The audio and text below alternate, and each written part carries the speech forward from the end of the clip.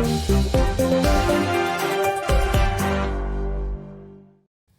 yes, if you are indeed a regular viewer, you will know what we do on this show, Outdate the Mandate. That's a campaign that we launched last week because I really feel quite passionate about this topic.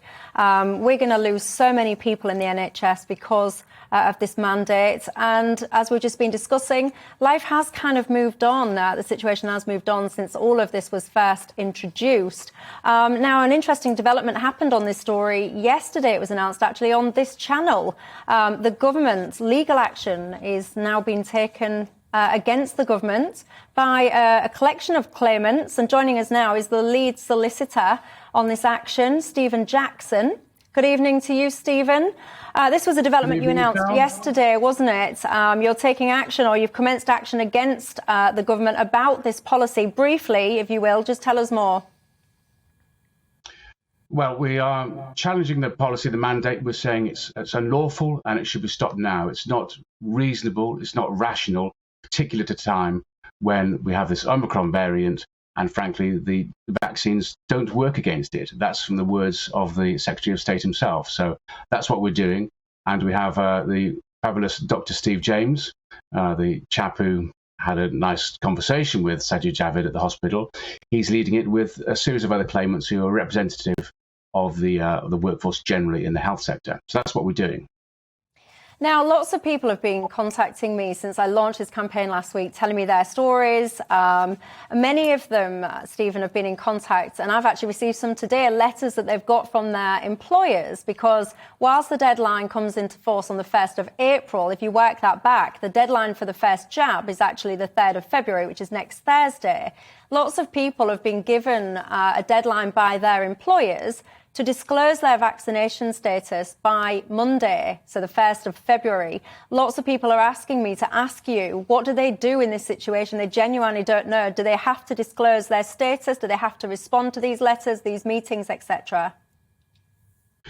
The short answer is no, they do not have to disclose their status. That is still their personal medical information. And there's no law that requires them to do it. What is happening is simply a lot of pressure from the employers. Now, to be fair to them, they're being told that from 1st of April, there may be this new rule whereby people have to be vaccinated, and they are trying to plan. Now, that's fair enough. But the rules at 1st of April do not mean that people's employment automatically comes to an end. The employer has to take steps to serve notice to dismiss people. So when it comes to 3rd of February, for example, when they're planning, they have to assume, perhaps, if they're not told someone's vaccination status and they don't have evidence to say that they, or some information to say they will be vaccinated, then it might be fair enough for them to assume that they're not and plan on that basis.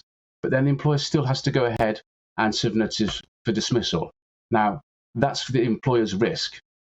The more people, frankly, who do not say what their status is, the more difficult it becomes for employers. And perhaps the better option is for people to stand together and hold the line. There is no obligation to attend meetings. If they're being required to attend meetings, they should insist on being accompanied. And for that end, there's a very good idea is to join the Workers of England Union. I would mention here very briefly, Michelle, there has been an attempt yesterday to smear the Workers of England Union to suggest that they are not a proper union. They are registered. And they're not, however, associated with the TUC, Trade Union Congress, and that means they don't actually have any political affiliations and ties with the main political parties. So that means they're representing the workers, not the political parties and their agendas. Yeah, and one of my viewers has been in contact asking, what about if somebody is currently off sick, so they're not present at work at the moment? They're asking, can their employment be terminated whilst they are off on their sick leave?